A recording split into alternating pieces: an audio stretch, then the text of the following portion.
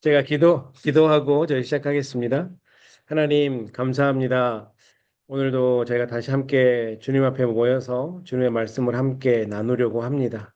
하나님께서 허락하신 이 시간 가운데 우리가 어떻게 하나님의 말씀을 잘 묵상해야 되는지, 또 우리가 하나님의 말씀을 잘 묵상함을 통해서 하나님과 더 친밀하고 깊은 관계로 나아가는 놀라운 은혜들이 우리의 매일의 삶 가운데 일어날 수 있도록 주님 도우시고 역사하여 주시옵소서. 우리 가운데 그렇게 일하실 주님을 기대하며 살아계신 예수님 이름으로 간절히 기도드렸습니다. 아멘. 어서 오십시오. 제가 교재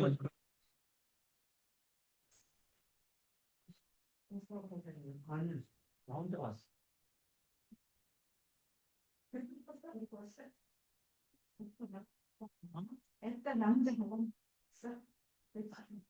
게 있어.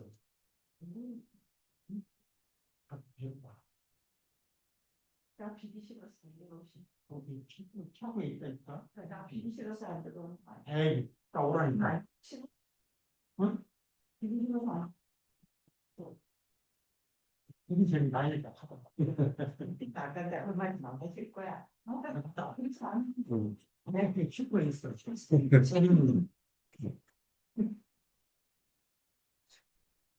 분명히 왔다가 똑같네. 네, 이제 강의 시작하도록 하겠습니다. 네, 숙제 여파인가요? 이 자리엔 더 안 오셔가지고, 네, 오랜만에 숙제를 내드렸더니 숙제가 많이 부담스러우신지, 네, 그래도 우리가 함께 말씀했던 것들을 좀 나눠보면 좋을 것 같아요. 지난 두 번을 또 이렇게 빠지다 보니까, 아마 조금 기억이 안 나실 수도 있는데, 어찌됐건, 허리 때문에 한번 못하고, 또 지난주 수련회 갔다 오느라 못하고 해서 참 죄송하고, 그래도 우리가 지난번까지 공부했던 걸 잠깐만 제가 짚어드리면, 우리가 지금 말씀에 머물다라고 하는 주제로 우리가 어떻게 말씀 묵상을 해야 될 것인가에 대해서 지금 말씀을 나누고 있잖아요. 그래서 딱 그것만 기억하셨으면 좋겠어요. 말씀을 묵상할 때 관찰하고 해석하고 적용하는 거.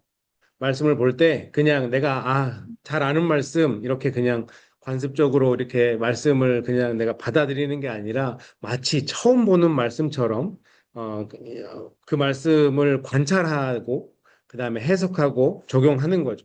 관찰이 뭐라고 했는지 기억나세요? 관찰한다라고 하는 거는 있는 사실 그대로만 보는 거예요. 성경이 뭐라고 얘기하고 있는지 실제로 기록된 내용을 보는 거죠. 내 생각을 전혀 집어넣지 않고 있는 글자 그대로를 읽는 것을 보고 관찰이라고 했습니다. 성경을 처음 보면서는 잘 묵상하기 위해서는 이 관찰이 잘 돼야 된다고 얘기했어요. 그래서 어, 똑같은 질문을 제가 드려보면 동방 박사가 몇 명이었다고요? 음, 네, 대답 안 하셔야 됩니다. 여기서 네, 동방 박사는 네, 세 명이 아니라고 말씀드렸죠. 네, 세 명이 아니라고. 세 명일 수도 있고 아닐 수도 있다. 선물이 세 개였지 박사가 몇 명이었는지는 네, 알 수 없는 거다라고 말씀드렸습니다. 그렇게 우리가 너무나 그냥 내가 마치 예전부터 들어왔던 것들을 늘 똑같이 반복하는 것보다 말씀을 새로 보는 것처럼 관찰하는 것이 필요하고 해석이라고 하는 거는 그렇게 본문 관찰이 끝났으면 그 본문이 무엇을 이야기하는가, 본문이 말하는 중심 뜻을 찾는 것을 해석이라고 말씀드렸어요. 이제 거기서부터는 우리의 생각이 조금 들어갈 수도 있고, 뭐 아니면 참고하는 어떤 주석의 생각이 좀 들어갈 수도 있는 거죠. 본문이 무엇을 말하고 있는가, 무엇을 뜻하고 있는가, 그 본문의 중심 뜻을 찾는 것을 해석이라고 말씀을 드렸고, 적용이라고 하는 것은 그 관찰하고 해석한 말씀을 내 삶으로 가져오는 것, 내 삶의 순종으로 연결하는 것을 적용이라고 우리가 말씀을 나누었습니다. 이것까지는 기억하시면 좋을 것 같고, 그래서 우리가 니고데모와 삭개오의 이야기를 통해서 함께 관찰하고 또 해석도 해보고 적용도 해봤던 것들을 기억하셨으면 좋겠어요. 그래서 오늘은 우리가 말씀으로 기도하는 법에 대해서 함께 공부를 하려고 하는데, 말씀으로 기도하는 거, 하나님의 말씀에 깊이 머물러서 말씀이 우리 삶의 기도가 되는 그 여정까지 나아가는 것, 이것을 우리가 공부하려고 하는데, 관찰하고 해석하고 적용하고 나서 기도까지 반드시 가야 돼요. 이 말씀 묵상이 파워풀하려면 내 삶에 진짜 영향을 미치려면 관찰하고 해석하고 적용하고 그 적용했던 것을 가지고 기도의 자리에 나아가서 이 말씀으로 기도하는 그것까지 해야 이게 완전한 말씀 묵상이다라고 할 수 있는 겁니다.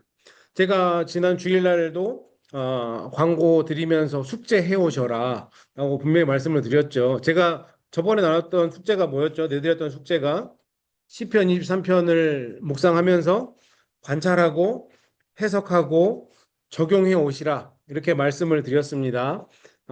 지금 관찰하고 해석하고 적용해 오신 것들을 나눠 주시면 좋을 것 같아요. 나는 어떻게 관찰했고 일단은 그러면 관찰부터 좀 같이 해볼까요? 시편 23편 묵상하면서 어떻게 관찰하셨나요? 관찰된 것들을 뭐 줌에 계신 우리 권사님, 집사님들도 말씀해 주시고 어떤 게 관찰되셨습니까?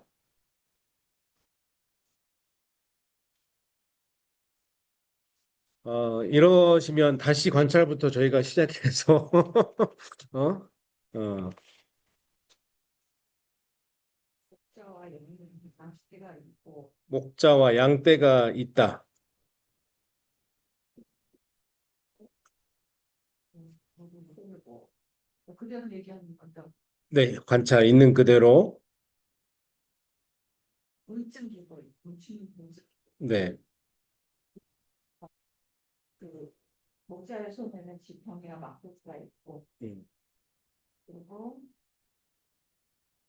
나에게 내가 앞에 아주 푸짐한 상도 차려서 상을 차려주셨고, 네, 내 머리에 기름 부으셨고, 내 잔이 넘치고 있고, 음, 집이 있어. 여호와의 집이 있고, 거기서 영원히 살 것이고, 네. 우리가 관찰하면서 뭐 하나님은 어떤 분인지 아니면 제가 뭐 동사 이런 것들도 파악해 보시면 도움이 된다라고 말씀드렸잖아요. 이 시편 23편을 보면서 하나님과 관계된 동사를 한번 찾아볼까요? 물론 하나님에 대해서 보이는 표현으로 보면 당연히 목자가 하나님을 나타내 주는 표현이라고 할 수 있죠. 그리고 나서 그가 하시는 일이 어떤 일입니까? 네네.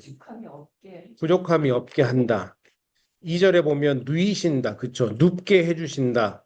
라고 하는 것. 또 2절 마지막에 인도하신다. 라고 하는 것. 네, 소생시키신다. 또 인도하신다. 4절 중반쯤 보면 함께 하신다. 이것도 있고요. 네, 안위하신다라고도 있고, 상을 차리신다도 있고, 기름을 부으신다도 있고, 선하심과 인자하심으로 따르게 하신다. 그러니까 이게 지금 하나님이 본문이 보여주는 하나님에 대한 관찰인 거거든요. 그러면 자, 이 관찰된 것들을 가지고 물론 이제 좀 더 깊이 보면 깊이 관찰해 보면 분위기의 변화도 좀 볼 수 있어요. 1, 2, 3절까지는 굉장히 평안하고 하나님 뭔가 돌보시는데 갑자기 4절부터 반전이 시작되죠. 음침한 골짜기라고 하는 분위기의 반전도 좀 다가오는데 5절과 6절에서 이것을 얘기하기 위해서 분위기 4절에서 분위기에 반전을 준다고 생각하거든요. 하나님께 다시 보호와 풍성함과 또 우리에게 어떤 영적인 확신을 주기 위해서 4절에 그런 분위기의 반전도 보여주고 있는데 여기서 관찰해서 우리가 확실히 붙잡을 수 있는 게 뭡니까? 하나님을 지금 목자로 부르고 있다라고 하는 것. 네, 그렇죠. 이거는 분명한 팩트죠.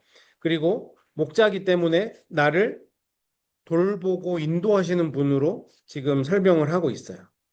또 한 가지 팩트는 뭡니까? 때로는 어두운 골짜기도 지나간대요. 그렇죠. 음침한 골짜기도 지나가는 것을 이야기합니다. 그것과 함께 우리에게 말씀해 주는 팩트가 뭡니까? 주께서 나와 함께 한다. 어두운 골짜기, 음침한 골짜기를 가지만 주께서 나와 함께 한다도 성경에서 분명히 이야기하고 있죠. 자, 이것을 가지고 이제 우리가 해석을 해보자면, 그러면 이 하나님이 나의 목자 되어 주셔서 때로는 평안하게 지키기도 하고 쉴만한 푸른 풀밭에 눕게도 하고 쉴만한 물가로 인도도 하는데 그래서 내 영혼을 소생시켜 주시고 의의 길로 인도하시는데 날마다 의의 길이 아니라 때로는 음침한 골짜기도 가는데 그때 하나님이 나랑 늘 함께 계셔.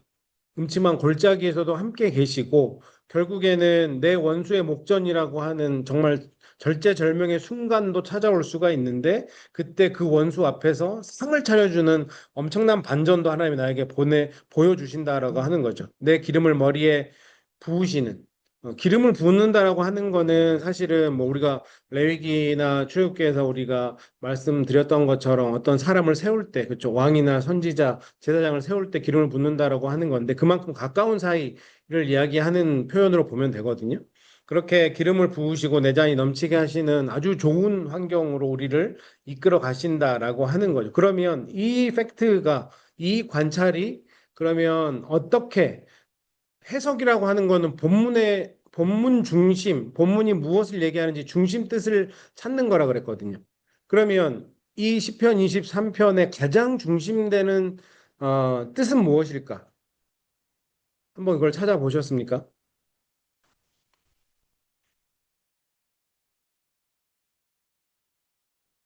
본문 이 시편 23편의 중심에 왜 하나님은 다윗을 통해서 이 시를 쓰게 하셨을까? 물론 여러 가지 뜻이 있겠죠. 하지만 가장 보편적이고 중심적인 뜻을 한번 찾아보면 어떤 뜻이 있을까요?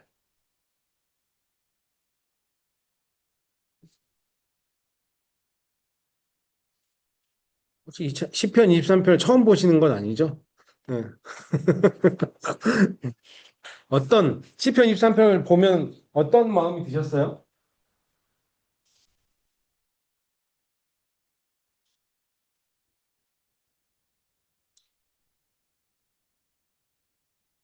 두주 쉰 게 이렇게 여파가 큰 건가요? 우리 줌에서도 말씀해 주셔도 됩니다. 뮤트 푸시고. 이거는 다 개인적으로 그렇죠, 그렇죠. 해석은 네, 해석은 네. 이거 제가 음, 나의 손은 이거 같이 같이 그렇죠, 그렇죠. 아주 중심 뜻이죠.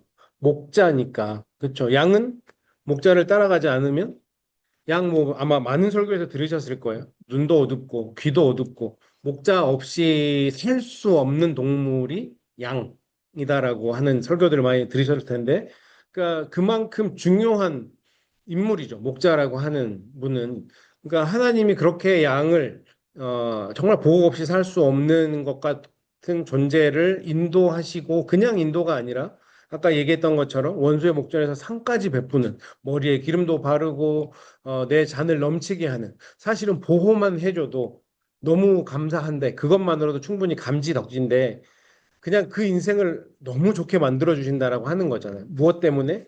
목자 때문에. 그 하나님이 나의 목자가 되셔서 나를 붙잡아 주니 음침한 골짜기를 가도 걱정할 게 없다라고 하는 것. 이게 시편 23편이 주는 가장 중심적인 뜻인 거죠. 너는 그 목자를 붙잡고 있냐? 너는 그 목자를 따라가고 있냐? 한눈 팔면 안 되는 거잖아요. 그럼 양이 해야 되는 가장 중요한 일은 뭡니까? 목자의 소리를 듣는 거예요. 그렇죠? 목자 그 되게 신기한데 뭐 저도 제가 직접 보진 않았지만 저희 달라스에 있을 때 저희 옆에 있던 감리교회 목사님이 이쪽으로 약간 전문가 같은 느낌이죠. 거의 매년 성지순례를 가셔서 뭐 성지순례도 인도하기도 하고 여기에 관한 책도 많이 쓰셔서 한국에서 베스트셀러도 되고. 근데 그 목사님이 저희 이제 제가 달라스에 있을 때 옆에 교회였는데 오셔서 수요일 날 특강을 몇 번 했는데 그 본인이 갔던 그 이야기를 해주더라고. 근데 되게 신기한 게 그 양은 어, 자기 목자의 소리를 기가 막히게 또 분별을 한대요. 그러니까 광야가 넓어서 그러니까 죄송합니다. 이놈 저놈 목자들이 다 있는데 그 목자가 흔드는 종소리를 기가 막히게 알아듣고 따라간다는 거예요. 그러니까 그만큼 집중하는 거죠. 자기가 살려면. 내 목자를 따라가야 내가 사는 거니까. 그러니까 양이 해야 될 일은 내 목자한테 붙들려 있는 거예요. 내 목자의 음성을 잘 듣는 거죠. 그게 시편 23편이 주는 가장 중요한 해석이라고 할 수 있는 거죠. 그러니까 그 목자의 음성에만 집중하면 두려운 환경도 두렵지 않은 환경으로 된다라고 하는 거잖아요. 음침한 사망의 골짜기면 얼마나 두려워요. 아무도 아마 가기 싫어하는 그런 곳일 거예요. 제가 어렸을 때 시골에서 자랐잖아요. 밤에 그렇게 저희 집은 또 과수원이었으니까 면 소재지에서 좀 떨어져 있단 말이에요. 한 20분 그 어린 제 걸음으로는 한 20분 정도는 떨어져서 들어가야 돼요. 근데 밤에 친구들하고 대부분 친구들이 이제 면 소재지에서 살았으니까 그 친구들하고 놀고 밤에 저희 집으로 들어가려면 너무 무서운 거죠. 그 당시에 너무 유행했던 전설의 고향이나 이런 것도 제 기억 속에 너무 각인돼 있으니까 거기를 가면 너무 무서워. 어떨 때는 돌을 들고 가기도 하고 귀신이 나오면 돌이라도 한번 던져볼까 하는 마음에서 그 음침한 사망의 골짜기와 같은 그런 곳은 누구도 가기 싫을 거예요. 그런데 혹시나 그런 비슷한 곳을 들어간다고 할지라도 네 인생이 그런 상황을 겪는다고 할지라도 걱정할 게 없다라고 하는 것을 시편 23편이 이야기하고 있는 거죠. 그런데 이 시편 23편에서 우리에게 주는 메시지가 뭡니까? 그 두려움이 사라지는 근거가 뭐예요? 음침한 골짜기를 지났는데 내가 두렵지 않을 근거가 뭐예요? 뭐 때문입니까? 하나님이 내 마음속에 있으니까. 여기 성경으로 그대로 표현하면 주께서 나와 함께 하시니까. 그렇죠? 그러니까 하나님의 임재, 하나님의 임재. 그러니까 우리의 두려움, 우리 마음 가운데 우리도 지금 이 시대 2026년을 살아가고 있는데 사망의 음침한 골짜기와 같은 환경을 경험할 때가 있잖아요. 내가 과연 이 길을 다 끝까지 걸어갈 수 있을까? 그런데 그 두려움이 사라지는 원인은 뭐냐면 환경의 변화가 아니에요. 내가 지금 통장에 잔고가 없고 아니면 뭐 어떤 문제 때문에 힘드는데 그 문제가 해결되는 게 내 두려움이 변화되는 게 아니고 하나님의 임재를 경험하느냐, 하나님과 함께함을 내가 믿고 붙잡고 있느냐가 두려움을 없애주는 원인이라고 하는 거죠. 근거라고 하는 거죠. 심지어 내 원수 앞에서도 나를 존귀하게 지키고 또 세워주는 그 하나님. 그 하나님을 나는 붙잡고 있는가? 이게 이제 23편의 해석이라고 할 수 있는 거죠. 그러면 이걸 적용해 보면, 자, 그 하나님이 나의 목자 되신 하나님이 그러면 오늘 나의 삶에 어떻게 적용할 수 있을까요? 이 시편 23편 말씀을 어떻게 적용할 수 있을까? 영원한 나의 목자신데 내게 부족함이 없을 것. 내게 부족함이 없을 것 같다.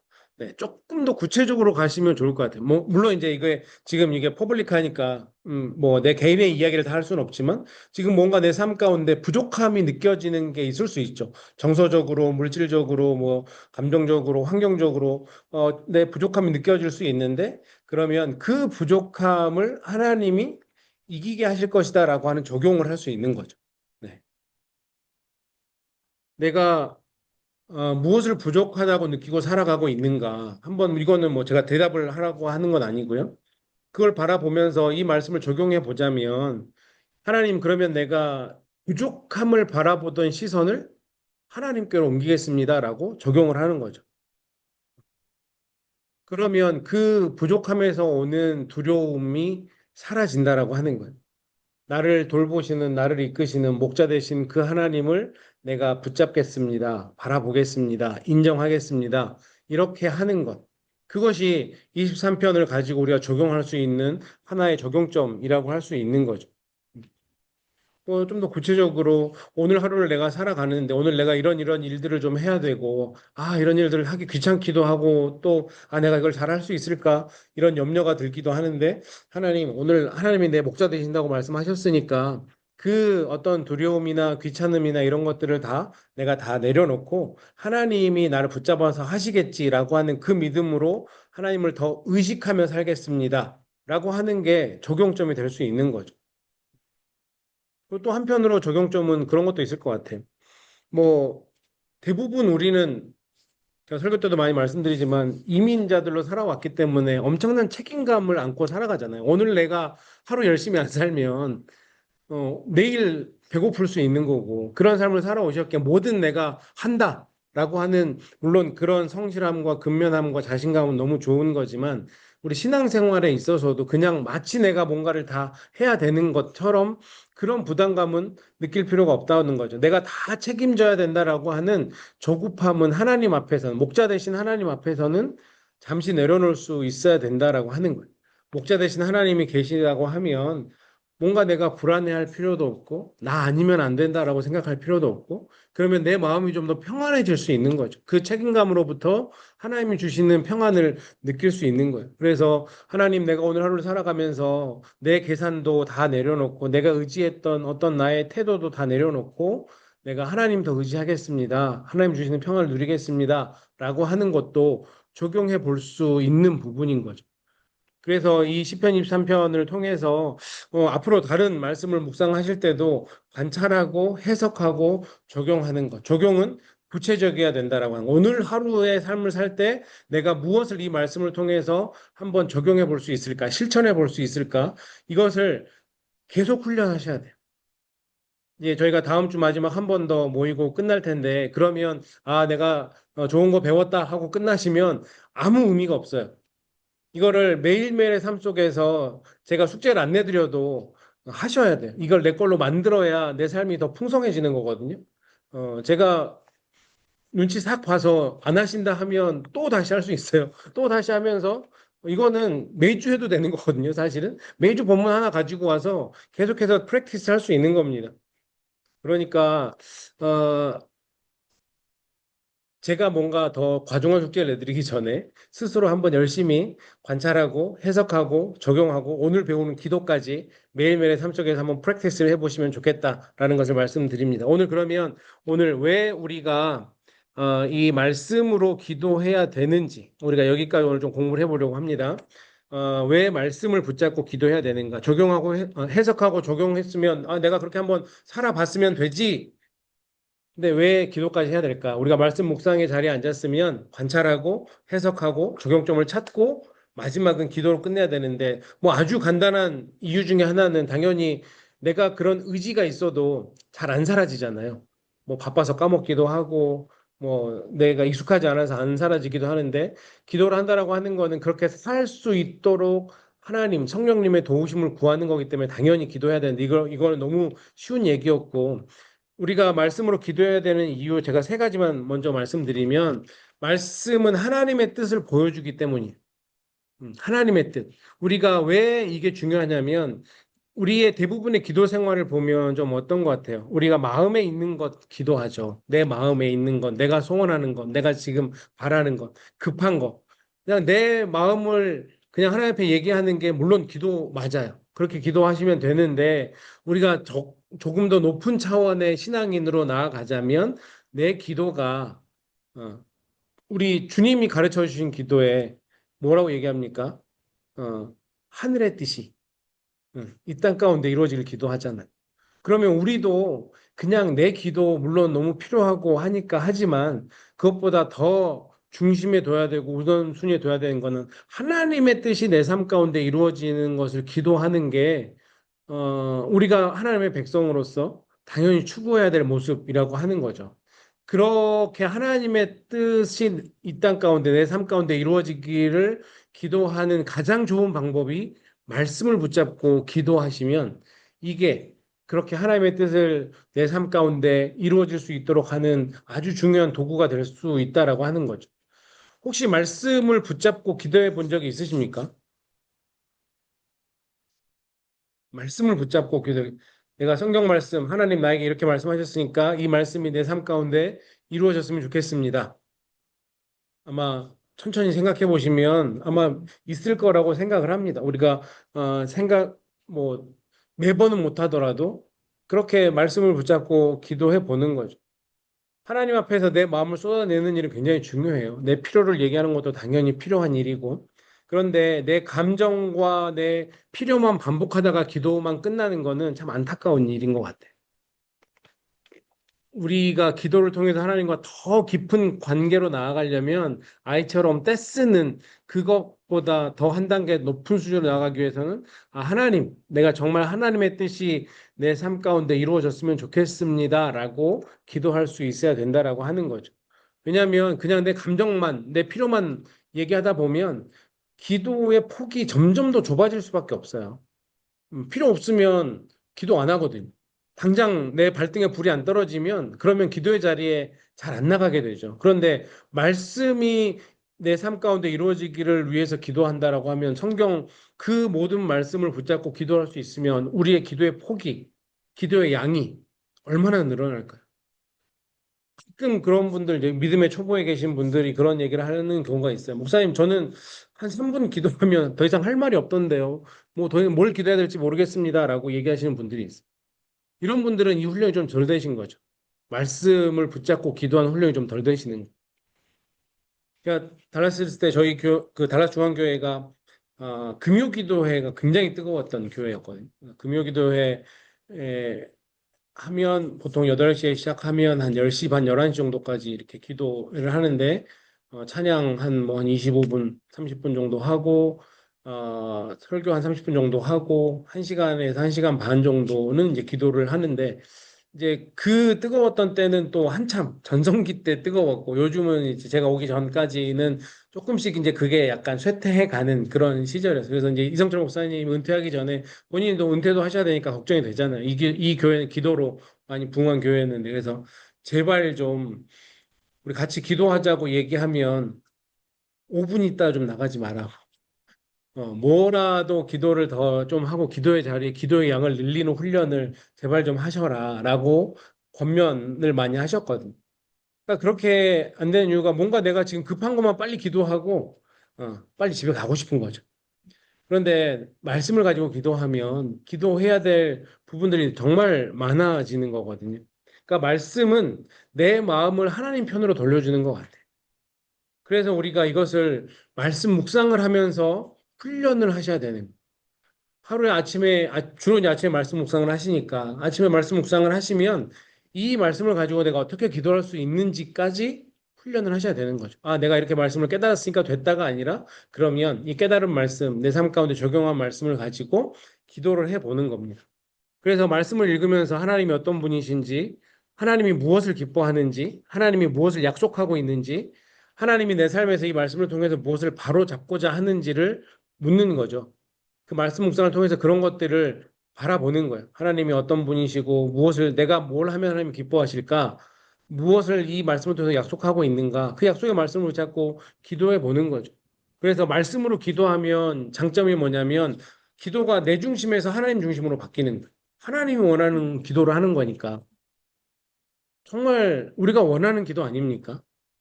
어린아이와 같은 기도가 아니라 정말 하나님과 어떤 인격적으로 교제하는 그런 어떤 장성한 분량의 믿음의 사람으로서의 기도를 할 수 있는 것.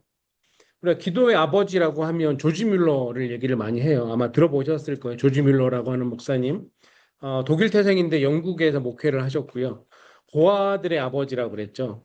브리스톨이라는 동네에서 고아원을 운영을 했어요. 그런데 뭐 어떤 조지 뮬러의 5만 번 기도 응답 받은 비결 뭐 이런 책도 많이 있고 그러거든요. 그러니까 그만큼 기도를 통해서 하나님과의 많은 관계를 맺었던 목사님이라고 알려져 있습니다. 그 조지 뮬러 목사님의 어떤 기록이나 이런 것들을 보면 고아원을 운영하면서 얼마나 많이 필요했겠어요. 뭐 지금도 풍족한 시대에도 그런 고아원이나 이런 데는 필요한 것들이 많은데 1800년대 얼마나 많은 그 아이들을 먹이기 위해서 필요한 것들이 물자들이 많이 필요했는데 그때마다 이 조지 밀러 목사님은 사람들한테 가지 않았다 그러더라고요. 뭔가 지금 이 고아원에 필요한 게 있으면 성경책 들고 자신의 기도방으로 들어갔다라고 합니다. 그러면서 기도했던 게 하나님 이렇게 이렇게 말씀하셨잖아요. 이 말씀을 의지하면서 기도하니 하나님 이 기도에 응답해 주시고 지금 우리의 필요한 것들을 좀 채워 주십시오라고 기도를 했다라고 하죠. 말씀을 의지하면서 기도했더니 정말 하나님께서 놀라운 방법으로 기가 막힌 방법으로 응답을 해 줬다라고 하는 겁니다. 하나님은 자기 백성을 돌보신다고 분명히 말씀에 약속했으니까 하나님 우리 이 아이들 하나님 돌봐 주셔야 되지 않겠습니까? 라고 기도하는 거죠. 뭔가 좀 떳떳하잖아요. 그냥 강구만 하는 것보다는 하나님이 이렇게 약속의 말씀을 해 놓으셨으니 이 말씀 나한테 좀 지켜주세요. 라고 얘기하는 거거든요. 그러니까, 어, 우리가 말씀을 붙잡고 기도해야 되는 이유가 바로 여기에 있는 거죠. 말씀을 붙잡고 기도한다고 하는 것은 내 뜻을 하나님께 관철시키는 게 아니라 하나님의 성품과 그 하나님의 약속을 붙들고 하나님의 뜻에 나를 맞추는 거죠. 내 뜻을 하나님 앞에 관철시키는 것보다 하나님의 뜻을 나에게 맞추는 것. 이게 하나님이 원하시는 하나님의 백성의 모습이 아닐까요? 그러니 우리가 이 훈련을 하셔야 되는 것. 관찰하고 해석하고 적용한 말씀을 붙잡고 기도하는 것. 내 기도가 그냥 내 요구나 내 니드가 아니라 하나님의 말씀에 입각한, 하나님의 말씀에 의거한 기도가 되면 그 기도는 훨씬 더 파워풀해지고 훨씬 더 폭이 넓어지는 거죠. 두 번째로 말씀은 기도의 내용과 방향을 바로 잡아주기 때문이에요. 그러니까 이것도 뭐 같은 맥락인데 말씀을 잡고 기도하면 잘못될 일이 없어요. 왜냐하면 하나님 말씀대로 기도하는 거니까. 우리가 사실 기도하면서 가끔 그런 생각 하잖아요. 아, 내가 이렇게 기도해도 되나? 내가 이렇게 기도하는 게 맞나? 라고 하는 어떤 의심의 안개 같은 그런 안개 속에서 가끔 기도할 때가 있지 않습니까? 그런데 우리가 말씀을 붙잡고 기도하면 이건 하나님이 이렇게 말씀해 주신 거니 고민할 필요도 없죠. 이거는 내 기도의 방향이, 기도의 내용이 틀릴 수가 없는 겁니다. 그래서 말씀으로 기도하면 그 방향을 확실하게 잡아주는 거죠. 여호와는 나의 목자시니 오늘 시편 23편 이것만 우리가 기도할 때 먼저 이 말씀을 붙잡고 기도하면 방향이 틀릴 수가 없는 거죠. 내 목자 대신 여호와 하나님을 의지합니다. 하나님 내 목자 되셨으니 지금 내 목자의 역할을 하나님이 그렇게 해주셨으면 좋겠어요. 내가 이런 것들이 필요한데 나를 이렇게 인도해 주세요. 아니면 하나님의 뜻대로 나를 이끌어가 주세요. 이게 말씀을 붙잡고 기도하는 거잖아요. 다니엘 9장 2절 말씀해 보면 다니엘도 하나님의 말씀을 붙잡고 기도했거든요.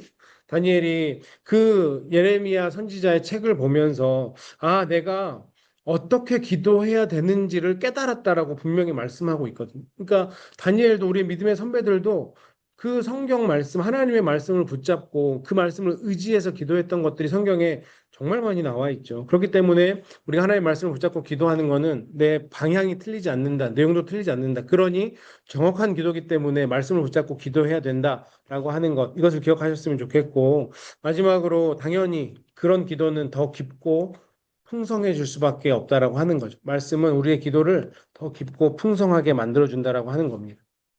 우리가 말씀 없이 기도하면 우리 기도하면서 경험하는 것 중에 하나가 좀만 가다 보면 중언부언하게 되고 뭔가 좀 더 기도하고 싶은데 훈련이 잘 안 돼 있으니 했던 말 다시 나오게 되고 했던 말 다시 나오게 되고 그런데 우리가 말씀을 가지고 기도하면 감사도 깊어지고요. 회개도 깊어지고 간구도 분명해지거든요.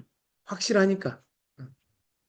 그래서 이 말씀이라고 하는 거는 어떤 기도의 방향을 잡아주고 기도의 내용을 잡아주는 꼭 필요한 훈련이다라고 하는 거. 말씀을 붙잡고 기도하는 거. 그래서 우리가 아침에 말씀을 묵상할 때마다 묵상한 말씀을 가지고 반드시 기도의 자리에 앉아서 이 말씀을 의지하면서 기도하는 것이 필요하다라는 것을 기억하셨으면 좋겠고요. 그러면 말씀으로 기도한다라고 하는 걸 좀 더 구체적으로 어떻게 그러면 구체적으로 할 수 있는가?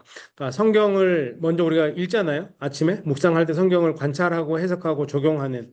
그러니까 성경을 읽으면 아마 관찰하고 해석하고 적용하는 그 시간들을 통해서 내 마음에 남는 한 구절이 있을 거예요. 그렇죠? 그날 나에게 주시는 말씀이 있을 겁니다. 우리가 흔히 그걸 레마의 말씀, 하나님이 나에게 주시는 음성이다라고 얘기하잖아요. 그 레마의 말씀을 붙잡고 하나님 이 말씀이 내 마음 가운데 남았는데 오늘 나에게 무엇을 말씀하고 싶으십니까? 무엇을 원하십니까? 라고 하나님 앞에 먼저 묻는 거죠. 그리고 하나님께서 또 내 마음 가운데 감동을 주시면 그 감동을 가지고 말씀과 그 감동으로 기도를 하는 겁니다. 그러니까 하나님의 말씀을 내 말로 바꿔서 하나님 앞에 기도하는 거예요. 물론 있는 말씀 그대로 붙잡고 기도하시는 것도 당연히 좋고 시작할 때는 또 연습이 덜 됐을 때는 당연히 그렇게 하는 것도 좋은데 이런 것들이 훈련이 잘 되어지다 보면 이 말씀을 붙잡고 내 삶 가운데 적용까지 찾아놓은 다음에 그걸 가지고 기도하는 것. 이렇게 할 수 있게 되는 거죠. 자, 오늘 우리가 함께 나눴던 시편 23편 1절에서 여호와는 나의 목자시니 내게 부족함이 없으리로다 라고 하는 말씀을 만약에 우리가 예로 들어서 이 말씀을 붙잡고 기도한다고 하면 어떻게 기도할 수 있을까요?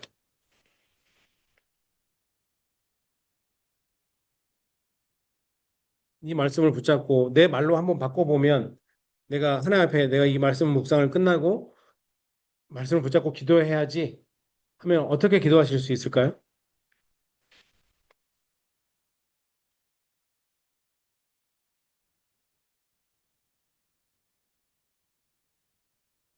우리가 이 말씀 묵상은 나중에 연습을 계속해서 한 번씩 해야 될 것 같습니다. 물론 이제 뭐 수업 시간이고 하니까 잘 바로 하기가 쉽지 않을 수 있는데 아마 그냥 하나님이 내 목자니까요. 하나님 내가 때때로 살아가다 부족함을 느끼는데 주님 오늘 내 목자라고 말씀해 주셨으니까 내가 내 눈에는 내 몸에는 지금 뭔가 필요를 느끼지만 하나님 의지해 볼게요. 하나님 목자니까 어, 저를 잘 이끌어 주실 거라고 제가 모르는 순간에도 저를 이끌어 주실 거라고 믿습니다.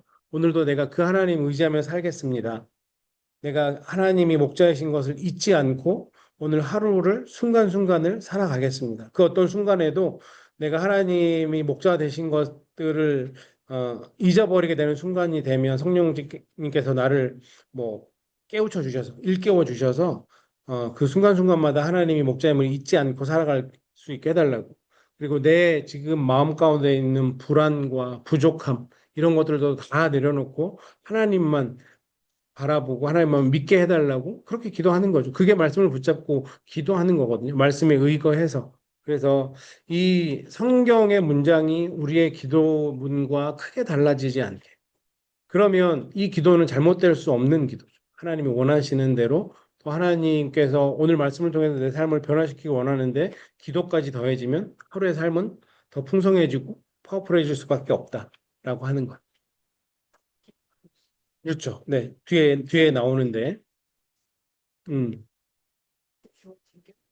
그형 있는 것 때문에 너무 음, 네, 음, 뭘 익숙하지 못하고 항상 그렇죠. 만 네네, 맞아요. 그렇죠. 뭐, 지금 회개하는 기도를 해보자면, 주님이 나의 목자라고 하셨는데, 하나님 내가 계속 뭐가 없다고 불평만 했네요. 이것을 감사하지 못하고 살았던 나를 용서해 주시고, 조금 내가 부족함이나 불편함이 느껴진다고 할지라도 주님이 목자니까 괜찮다라고 내가 인정할 수 있는 믿음을 허락해 주십시오. 라고 하는 게 말씀을 의지한 기도가 될 수 있는 거죠. 그렇게, 말씀을 가지고 기도를 해보는데, 그러면 말씀 기도의 5단계, 뭐, 이거는 뭐, 제가 그냥 만들어 본 거예요. 어떻게 할 수 있는가? 뭐 당연히 첫 번째는 우리가 본문을 읽는 거죠. 그런데 중요한 거는 천천히 집중해서 제발 빨리빨리는 우리가 없앴으면 좋겠어요. 말씀을 특별히 묵상하는 동안 특히 관찰도 잘 해야 된다라고 제가 초반에 많이 강조해 드렸잖아요. 이 관찰이 틀어지면 첫 단추가 잘못 깨어지는 거기 때문에 특별히 말씀을 관찰하실 때는 천천히 해보시면 가장 좋습니다. 그래서 본문을 읽고 묵상할 때는 천천히 집중하면서 말씀을 읽고요. 그 다음에 마음에 특별히 남는 구절들을 한번 찾아보는 거죠. 이게 뭐 해석하고 적용하는 분야에 들어갈 수 있습니다. 그러면서 특별히 하나님이 어떤 분이신지 찾아보는 게 중요해요. 우리가 아까 시편 23편 가지고 잠깐 얘기 나눴는데 하나님이 나의 목자 되신다라고 하고 또 동사들을 통해서 어떤 일을 하시는지 우리가 하나님을 찾아봤던 것처럼 어떤 본문을 보든지 첫 번째 우리의 관심은 하나님이 어떤 분이신지를 한번 찾아보는 훈련을 하시는 게 좋습니다. 그 본문 속에서 하나님의 어떤 속성, 하나님의 캐릭터를 한번 찾아보시고 또 하나님이 나에게 뭘 원하시는지도 찾아보는 게 좋습니다. 그리고 나서 그 말씀을 내 삶과 연결하는 거죠. 발견한 말씀을 내 삶에 어떻게 적용할 건지 생각을 합니다. 그리고 그 발견한 말씀을 삶에 적용하는 언어로 바꾸는 거죠. 기도로 전환하는 거죠. 그래서 결코 어려운 일이 아닙니다. 말씀을 붙잡고 기도한다라고 하는 거는 오히려 더 쉬운 것 같아요. 내가 그냥 혼자 알아서 생각해내서 기도를 하는 것보다 이 말씀, 오늘 나에게 주어진 말씀을 갖고 기도하는 것, 이거는 훈련만 되면 훨씬 더 이지하면서 풍성한 결과를 가져올 수 있거든요. 오늘 우리가 역대상 1장 1절부터 16절까지 말씀을 가지고 새벽 예배 나눴는데 오늘 제가 정체성을 말씀드렸잖아요. 우리가 하나님의 정체성이라고 하는 것. 이것이 그 이스라엘 백성들 포로 생활을 마치고 다시 예루살렘으로 돌아왔던 이스라엘 백성들에게 큰 위로가 됐을 것이다. 은혜가 됐을 것이다. 너희가 지금은 포로 생활을 해왔기 때문에 너무나 아무것도 없고 지금 다시 고향으로 돌아왔다고 하는데 오히려 여기가 더 위험한 곳이고 과연 여기서 살 수 있을까라고 두려움에 떠는 그들에게 네 할아버지의 할아버지부터 내가 너를 조성했고 너를 지켜왔다. 비록 포로 생활을 했지만 그 포로 생활 갔다 돌아온 너희도 내 자녀들이고 내가 책임진다라고 하는 그것을 족보를 통해서 말씀해 주는 거였거든요. 그러면 그거 가지고 우리도 기도를 해보는 거죠. 하나님, 내가 하나님의 백성임을 다시 한번 이 시간, 이 아침에 고백합니다. 오늘 주신 말씀, 역대상 1장 1절부터의 말씀을 통해서 그렇게 이스라엘 백성들을 창세 때부터 아담부터 택하셨고 지금까지 이렇게 인도해 오셨던 하나님이 지금까지도 제 인생 가운데 그렇게 인도해 오시는 분임을 믿습니다. 지금 내가 조금 어렵고 힘든 상황 속에 있다고 하지만 제 인생 하나님 손에 있음을 오늘 이 아침에 다시 한번 말씀을 통해서 고백하니 저를 붙잡아 주시고 제 마음 가운데 평안을 허락해 주시고 제 마음 가운데 담대함도 허락해 주십시오라고 기도하는 것. 이게 말씀을 붙잡고 기도하는 거죠. 그러니 말씀을 붙잡고 기도하는 것은 음, 짧아도 괜찮아요. 기도는 길지 않아도 괜찮습니다. 하지만 우리가 이 하나님의 뜻을 파악하고 명확하게 기도한다라고 하면 그 진실한 반응이면 그 기도는 충분히 파워풀한 거거든요. 그래서 우리가 그렇게 생각하시면서 말씀을 묵상하고 그리고 그 말씀을 가지고 기도하는 것까지 맞춰야 된다라고 하는 것을 반드시 연습해 보셨으면 좋겠습니다. 그러면 이 말씀으로 기도하는 것에 뭐 제가 네 가지 방향이라고 썼는데 우리가 기도를 대표 기도하면 보통 이제 아마 여러 차례 들으셨겠지만 대표 기도에 들어가는 내용들이 있죠. 그래서 처음에 감사하고 회개하고 그다음에 뭐 간구하고 또 결단하고 또 뭐 찬양도 하고 이렇게 하는 것처럼 그 말씀을 바라볼 때 그런 요소들이 있는지 한번 바라보는 거예요. 기도를 위해서 준비하는 거죠. 말씀을 바라보면서 하나님이 하신 일을 기억하면서 감사를 먼저 해보는 거죠. 음. 이 말씀 중에서 내가 하나님이 하신 일들로 인해 감사하는 것들이 있는가 먼저 찾아보는 거예요. 또 회개, 김대원 사님 얘기하셨던 것처럼 시편 23편을 보는데 나에게 회개할 부분이 보인다. 그러면 그걸 가지고 기도 자리에 나아가는 겁니다. 그리고 또 간구, 말씀을 붙들고 말씀 안에서 필요한 것들을 구하는 거죠. 하나님 나의 목자 되신다고 하셨으니까 어, 내 잔을 채워 주신다고 하셨으니까 나에게 이런 필요들이 있습니다. 주님 채워 주십시오라고 기도하는 겁니다. 그리고 결단하는 거죠. 하나님, 내가 정말 하나님 목자 삼고 살아가겠습니다. 내가 주인 되어 살아가지 않겠습니다. 라고 결단하는 겁니다. 그래서 말씀으로 기도하는 거는 막연히 주님 도와주세요. 주님 나 좀 살려주세요. 라고 기도하는 게 아니고요. 하나님 나 이거 필요해. 이거 주세요. 라고 기도하는 게 아니고 감사하고 회개하고 구할 수 있고 결단할 수 있는 거예요. 우리가 늘 해왔던 기도인데 그 기도의 중심이 말씀인 거예요. 그 말씀을 붙잡고 기도해야 된다라고 하는 것을 기억하셨으면 좋겠습니다. 그래서 우리가 이 기도를 할 때 이런 질문을 해보는 거죠. 말씀 묵상하면서 이 말씀에서 하나님은 어떤 분으로 보여지는가? 관찰하고 해석하고 적용하는 부분에서 찾아볼 수 있는 부분이고요. 이 말씀을 통해서 내가 감사하거나 회개할 것이 있는가? 한번 찾아보는 것. 이 말씀으로 나는 무엇을 간구할 수 있는가? 나는 어떤 것에 순종할 수 있는가? 내가 어떤 것을 결단해야 되는가? 그리고 내가 이 말씀을 듣고 어떻게 기도해야 될 것인가? 이런 것들을 묵상 마지막에 생각을 해보는 겁니다. 주의할 점은 음, 당연히 말씀을 붙잡고 기도해야 되는데 본문과 전혀 상관없는 기도로 넘어가면 안 돼요. 물론 이런 경우는 거의 없다고 보는데 그냥 오늘 하나님이 나에게 목자 되신다고 얘기하셨는데 하나님 말씀을 붙잡고 기도해야 되는데 그냥 오늘 내가 너무 당장 필요한 것들 그런 것들만 막 계속 기도하고 하나님 뭐 같은 기도인데요. 하나님 내 목자 되신다고 하셨으니 내 뭐 자녀의 목자가 되시는 하나님이심을 믿습니다. 내 자녀의 목자가 되어 주십시오라고 기도하는 것과 그냥 오늘 이렇게 이런 말씀이 있었는데 하나님 우리 애 잘 되게 해주시고 우리의 뭐 지금 뭐 너무 필요한 일이 있는데 이거 하나님께 당장 채워주시고 음, 뭐 속된 말로 좀 모양 빠지잖아요.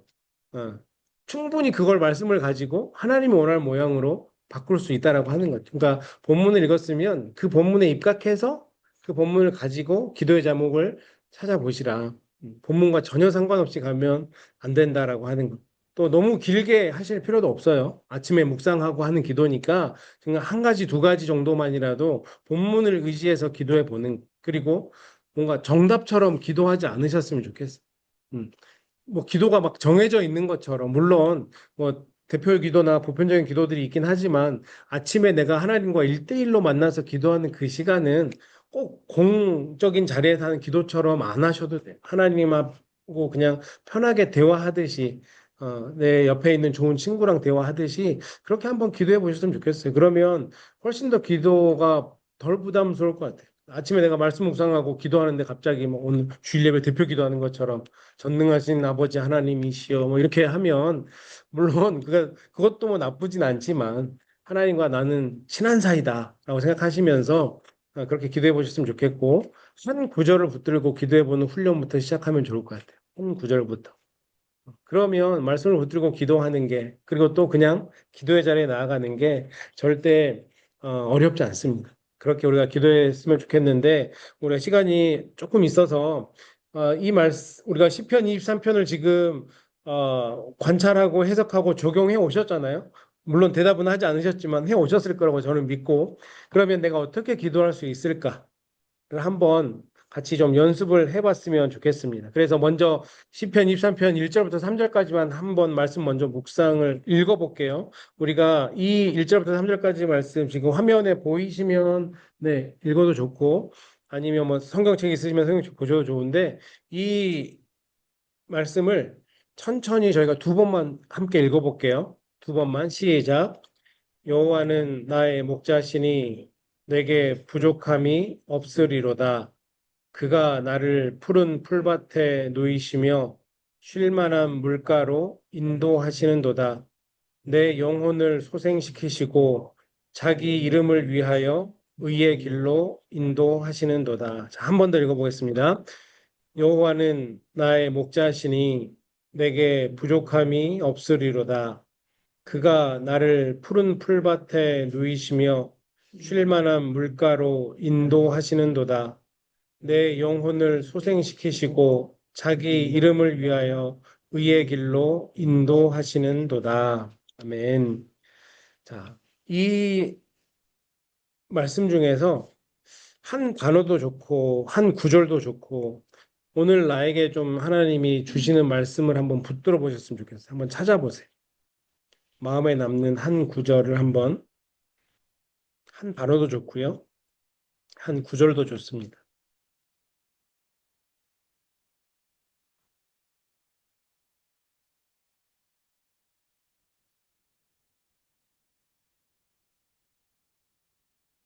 목사님, 내가 10편 23편을 네.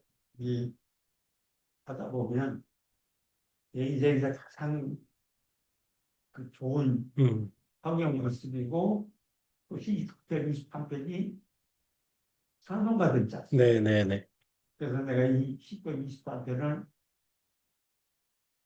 교회에서도 물론 불렀지만 북한에서 음. 불렀지만은 시간 날 때마다 또 이제 경산 나올 때마다 네네네. 혼자 이렇게 부르면서 우리가 한국어를 내 인생에 이렇게 비교를 해보면 음. 진짜 지금 상태에서 음.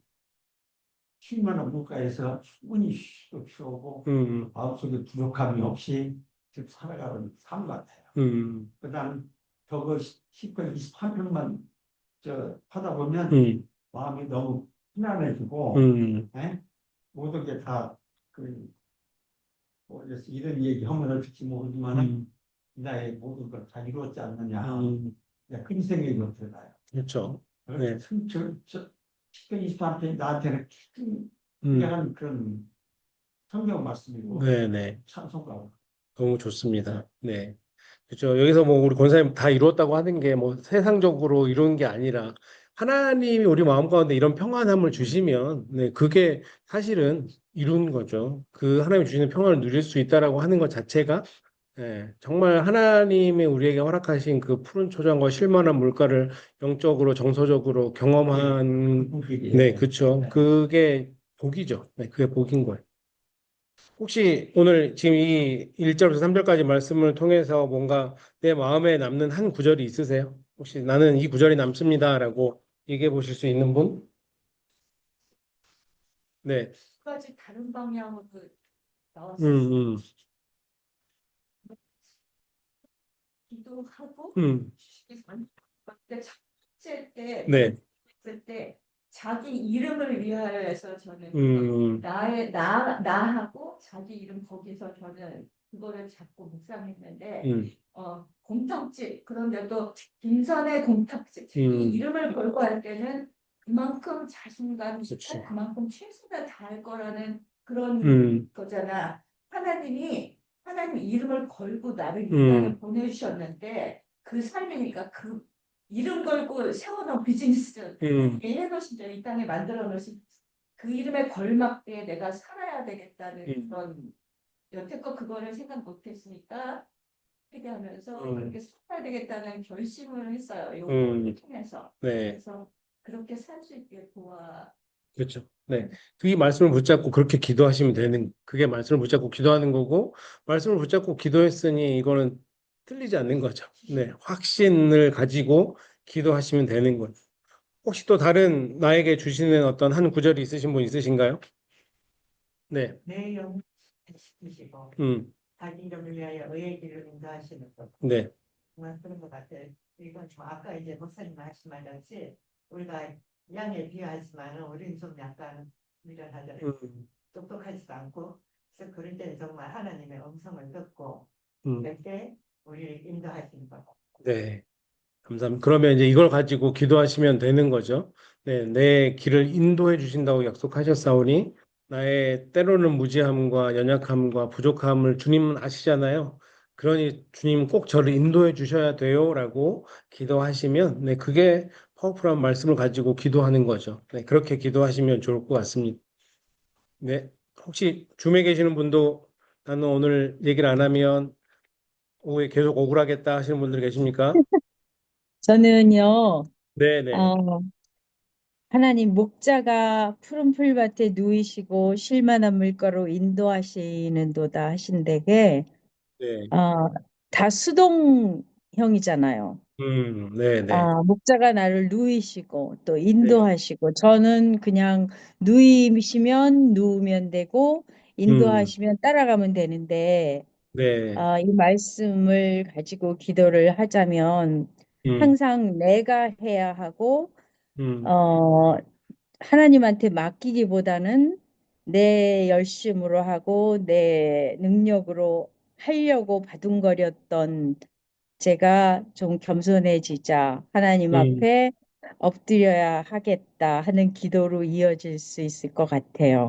네, 너무 좋습니다. 그러니까 이런 묵상을 통해서 회개의 기도와 또 결단의 기도가 나올 수 있는 거죠. 그동안 내가 뭔가 하려고 했던 나의 그 고집, 교만을 주님 용서해 주시고 이제는 하나님이 이끄시는 대로 제가 순종하며 하나님 주시는 그 푸른 풀밭과 쉴만한 물가를 경험하는 인생 되게 해달라고 오늘 하루가 되게 해달라고 기도하시면 네, 그 기도가 하나님이 정말 기쁘게 받으시는 기도가 되지 않을까라는 생각을 해봅니다. 감사합니다, 권사님. 네, 혹시 또 있으신가요?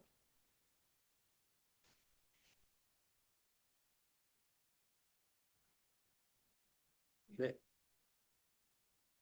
그럼에도 불구하고 발표는 하지 않으셔도 오늘 성경 공부를 마치고 그 밑에 보시면 우리가 이거 가지고 짧은 기도문을 만들어 보자고 제가 써놨잖아요. 그래서 실습이니까 그 기도문을 한번 네, 두 줄이라도 세 줄이라도 간단하게라도 그렇게 오늘의 기도문을 적어 놓으셨으면 좋겠고 앞으로 이제 개인적으로 말씀 묵상 하실 때도 말씀 묵상 노트의 마지막은 이 짧은 기도문으로 마치시는 게 훨씬 더 우리의 어떤 영적인 생활을 위해서 도움이 되실 거라고 생각을 합니다. 그리고 실습 두 번째도 보시면 이제 4절과 6절 말씀을 통해서 동일하게 이 말씀은 하나님은 어떤 분이신지 나에게 무엇을 원하고 계시는지 또 이 말씀을 붙잡고 그러면 내가 결단해야 될 것은 무엇인지 한번 묵상해 보시고 고민해 보시고 이걸 가지고도 기도문을 만드셨으면 좋겠습니다. 그래서 다음 주에는 저희가 이제 실습할 건데요. 이 시편 23편 말씀 실습 1번과 실습 2번의 기도문을 다 적어서 오시고요. 그러니까 기도문이 두 개가 돼야겠죠. 1절과 3절을 가지고 기도문, 4절과 6절을 가지고 기도문 그걸 가지고 와서 저희가 다음 주 시작하면서 나눌 거고 또 과제는 빌립보서 4장 4절부터 9절 이제 마지막입니다.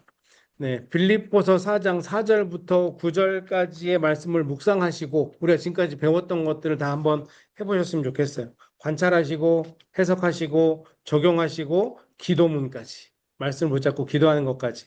그래서 다음 주는 제가 뭔가 설명할 시간이 없을 거고요. 이미 설명은 제가 5주간 다 했으니까 여러분이 과제를 해 오신 것 가지고 함께 나누는 시간을 서로 함께 나누는 시간을 가질 겁니다. 그래서 아무도 오늘처럼 안 나눈다 그러면 그냥 집에 가는 거예요. 네, 그러니까 그 시편 23편 말씀을 가지고 기도문 두 가지 만들어 오는 것, 그다음에 빌립보서 4장 4절부터 9절까지 관찰하고 해석하고 적용하고 그리고 기도문 적어 오시는 것 이것까지 해서 다음 주는 저는 계속해서 질문만 할 겁니다. 그러니까 마음의 준비를 단단히 드시고 오셨으면 좋겠어요. 이해되셨죠? 다음 주에 나는 안 와야겠다 생각하시는 분, 네, 주님이 눈 뜨고 다 보고 계시니까, 네.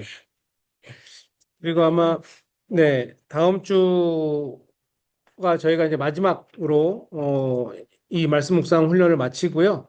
7월, 남은 7월과 8월은 수요 성역 공부는 좀 방학을 하겠습니다. 그래서 9월에 다시 시작할 거고, 제가 이제 7월과 8월 동안에는 좀 시간을 갖고 하반기 사역이랑 내년 사역도 좀 준비를 하고 또 신방 같은 경우도 필요한 경우는 우리 성도님들 좀 만나러 다니고 하려고 해서 임원들하고 저번에 상의를 했고 임원들도 이제 오케이를 하셔서 7월, 8월은 저희가 수요 성경 공부는 방학을 하고 9월에 또 새로운 성경 공부로 제가 같이 모여서 말씀을 나누도록 하겠습니다.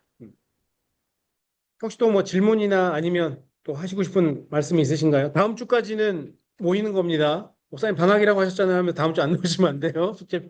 네, 숙제해서 다음 주까지 오셔야 됩니다. 날 거야. 나만 죽을 순 없다. 뭐 이런 거죠. 네. 엄마가 2층 가셨는데 네, 가시면서 성경을 다 써서 음. 책으로 오. 친 다음에 엄마가 어. 지금 나는 그냥 또 공부해야 되겠다 생각을 해갖고 그러면 다음에부터는 이제 이라도 하자. 지금 이제 몇 번째 통보를 하는데 그냥 읽지 않고 네, 노트가 있어요. 네. 한 4장, 5장인데 음. 제가 잡는 거 그거 하고 그거 이제 묵상하고 그랬는데 그걸 잡을 때 여태껏은 뭘 어떻게 했냐면 내가 듣기 좋은 얘기 그런 것만 하고 그거에 대해서 묵상하고 가기가 그런 거밖에 없었는데 이거는 그걸 찾는 게 달라졌어요. 그냥 나한테 뭘 원하시는 건지 네. 그런 거를 찾게 됐어요. 그래서 하나님의 모습이 어디 있나 그런 걸 찾게 돼갖고 되게 꼭 필요했던 거고 완전히 말씀 묵상하는 그 어프로치가 완전히 다른 방향에서 그리고 20편 23편도 여태 것은 하나님이 도와주니까 좋다 그냥 힘든데 그거 읽어보고 그랬는데 이번엔 그게 아니고 너 이렇게 살아 그런 말씀을 저한테 주셨어요. 가르쳐 주시겠어요. 아우, 감사합니다. 아니, 또 이렇게 격려를 해주시는 것 같아요. 예, 잘 해오고 계셨는데. 어, 맨날 하는 얘기인데 그렇죠. 이거 아니야 하나님 그냥 기도를 뭐 이렇게 한 건 아니고 이거 아닌데 저한테 주시더라고. 그 말씀 왜 또 네.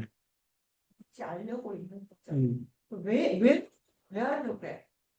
무슨 닮아가는 게 내 생각이니까. 그래서 그렇게 그쪽으로 읽는데 이렇게 막 꽃이 피어나는 것 같이 막 이렇게 주시는 거여서 어떻게 저는 진짜 개인적으로 너무 이거 하면서 막 변화 공부를 했는데 정말 많은 걸 주셨어요. 그래서 이거 진짜 제대로 이번에 하나님이 믿어서 너무 배워야 돼. 감사합니다. 막판에 벼락치기로 해도 은혜를 주신 하나님. 네. 하면 된다, 해야 된다. 네, 네, 그러니까 부담 갖지 마시고 우리가 배웠던 것들 집에서 하루하루 연습해 보시고 훈련해 보시면 진짜 김도영 원사님 얘기하신 것처럼 진짜 또 색다른 은혜들이 많이 있으실 거예요. 그래서 뭐 사실은 뭐 제 지금 생각에도 이제 나중에 중간중간에 다른 어떤 성경 공부를 해 가면서 다시 이건 언제든지 할 수 있는 거거든요. 점검 차원에서 잘하고 계신지. 그래서 이런 것들은 중간중간에 또 말씀을 나눌 그런 시간들도 또 계속해서 마련해 보도록 하겠습니다. 네, 다음 주까지 그러면 숙제 잘 해오시고 다음 주에 만나서는 우리 권사님 또 우리 집사님들의 얘기를 더 들어보도록 하겠습니다. 제가 기도하고 오늘 마치도록 하겠습니다. 하나님 감사합니다. 오늘도 주님의 말씀을 어떻게 묵상해야 되는지, 특별히 묵상한 말씀을 가지고 어떻게 기도해야 되는지 깨닫게 하시니 감사드립니다. 하나님, 정말 우리가 오늘 함께 말씀 나누었던 것처럼 우리의 매일매일의 삶이 하나님의 말씀으로, 기도로 더 풍성해지기를 원합니다. 하나님, 우리가 게으르지 않고 하나님께서 허락해 주셨던 이 말씀들 우리 마음 가운데 잘 새기고 우리의 삶으로 잘 실천해서 하나님이 정말 주시고자 하는 그 많은 은혜를 매일매일의 삶 속에 누리며 살아갈 수 있는 주의 귀한 백성들 될 수 있도록 역사하여 주시옵소서. 모든 것 감사드리며 살아계신 예수님 이름으로 간절히 기도드렸습니다. 아멘. 감사합니다. 수고하셨습니다. 수고하셨어요. 네.